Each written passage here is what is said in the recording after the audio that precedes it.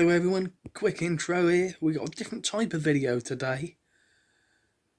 Let's get straight into it. Hope all is well. You join me in today's video with special guest Ashley Smith, the head of Windrush Against Sewage Pollution, and we're talking about it needs to be stopped, this pollution, doesn't it, Ashley? Yeah, that's why I founded Windrush Against Sewage Pollution about 5 years ago. Our aim is to stop untreated sewage being dumped in this river and many others, of course, to make the treated effluent that goes in much better quality and to make our rivers safe for all. So it's safe for the mayfly, everything that lives in it, and the people that want to swim in it. These dogs want to jump in without getting sick, so forth. That's it. It's just all the wildlife, of course. A river, what is it? It's a kind of an artery of life that brings clean water. It brings a massive part of the food chain and the biodiversity. So you know, think about in May, you've got all of those mayfly coming out, feeding those hungry birds and other hungry mouths. They've all spent their time living in the river for a year or two before those mayfly come out and spend a day or so mating and providing a huge feast over a period of weeks often. That's it. I've got a couple of questions here from the viewers. They wanted to ask. Fire away. How much excess sewage has been dumped in the Windrush? Well, when we started this off, we were thinking that a couple of hours was what we would expect to see going in. In the early stages, we discovered things like sewage being dumped for a week, 24 hours a day for a week, and we were shocked and appalled. But as things have gone on, we've seen events down at Whitney, for example, where untreated sewage has been pouring into the river for more or less constantly for 3 and 4 months. Now that is a shocking amount of untreated sewage, and you see it particularly down at Whitney by Duck Lake. You've got the Colwell Brook. 1.6 kilometres of that has been absolutely loaded with sewage fungus, which is a bacteria, filamentous bacteria, lives in shockingly bad water quality, and it chokes everything. It's a terrible sign of not just that fungus, but it means it's an indicator of all the stuff that's gone down everybody's toilet, sink, shower. Think about it next time you go in the supermarket. Look at all the chemicals we put into our system through our cleaning products. Read some of those labels on the back. They're going to say harmful to aquatic life with long-lasting effects. These are going into the river. All this other stuff you can think about, all of the bacteria, the chemicals, the hormones, and now we know there's a problem with resistant bacteria, because that's everything bacteria-wise sent to sewage works, mixes around with antibiotics that are passing through people's bodies, and you're getting left with the bacteria that don't get killed by those antibiotics. So it's a dangerous cocktail. It is, and in the way that it's going, there would be no river fishing at all, will there? If people don't object, it's quite clear now that the authorities, the regulators like the Environment Agency, Ofwat, the government with the DEFRA Department for the Environment, they've let this slide terribly. They've let the water companies just concentrate on making money. And the way they make money is by not spending bill payers' money, because that's the only source of revenue they really have, and taking as much of that away as they can as dividends and bonuses.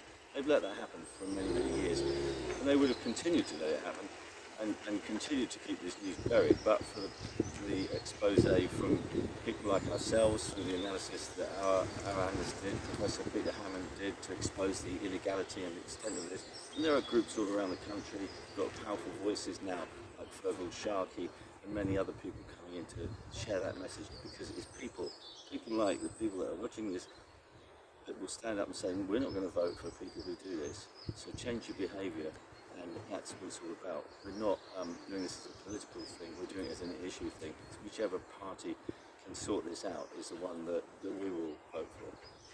Yeah, and that leads me on to my next question, which is absolutely spot on. Do you think us anglers should boycott against buying the rod licences because the Environment Agency are not doing enough? That's a really good question. It's a really interesting question, because you wonder what you're getting for your rod licence, and it's that kind of activity. It's always the money that makes people react. So if you can do something that affects a revenue stream for the Environment Agency, then who knows? That very thought will make people in the agency wonder if they're doing the right thing, and whether they need to do a lot more for you, because I think they probably do. also, do you think the local councils creating more problems by not ensuring that the sewage infrastructure is in place before building the new houses? Yeah, okay, but it's not that. It's the water company that has the responsibility for doing that, and it's the water company that hasn't done that for the reasons I've just said. It costs them money, so they've left it as long as they possibly can.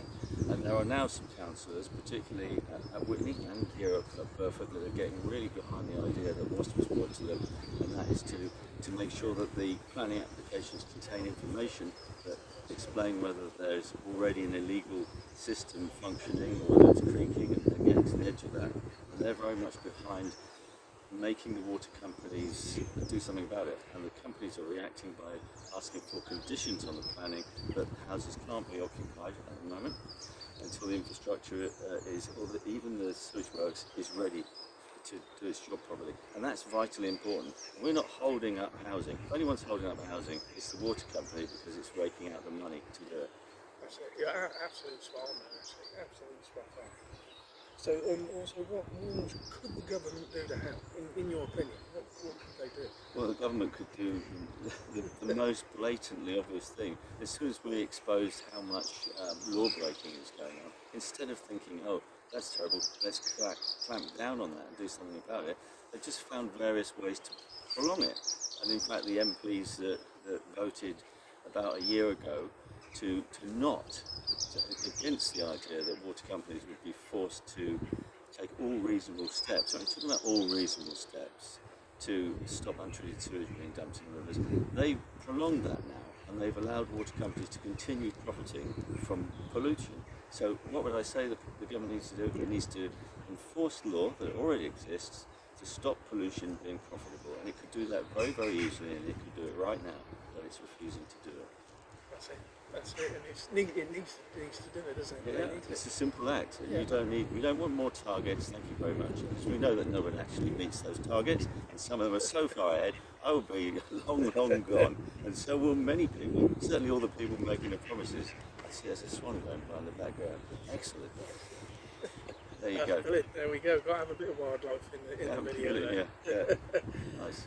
And just to add, really the final thoughts is it's not just for us generation that's living on the planet now. It's for future generations to come. Yeah. It needs to be stopped. I was one of the. I grew up in the 70s. Really, I fished a lot as a young boy in the 70s and 80s. The rivers that I knew then, you wouldn't recognise now. In fact, the little bits of video that we've got on our website, particularly the one that was taken down at Whitney by Paul Woodley, the beautiful golden riverbed, the green weed, and the barbel and the chub swimming in amongst that. For me, that was just common. We never thought that would always be there. That's why we didn't go around filming it, saying, well, we better film this before it's gone. Who thought? We thought things were getting better and the environment was being more protected. We didn't realise the opposite was happening. And we've got to do something about it, I feel, because otherwise we are just leaving our trail a destruction of replacing that with just strips of grey, lifeless water. And that's quite frankly wrong, and it's entirely avoidable. It is. Because there'll be no river fishing at all, will there? No, it's just everything around us. And the thing is, often you don't notice things that are not there anymore. Like the other day, yesterday, we used to see loads of lapwings in this country, and more recently, if you see 5 or 20, you kind of think, oh, that's quite exciting. Yesterday, for the first time for so long, I saw about 300, and then you realise what's missing, and you can get that sort of thing back. That's absolutely fantastic. And as you say, with the different types of footage you got, we will be putting this in the video for you. Yeah. And it's just to highlight and raise awareness for all you people. So, been an absolute pleasure, Ashley. Thank you. No, anytime. It's the support of people that makes a difference. Without that, things get nowhere. It's people power that makes it work. So. And that's the best note to end on. Well, you take care, everybody. This needs to be stopped. Beginner fisherman, signing out.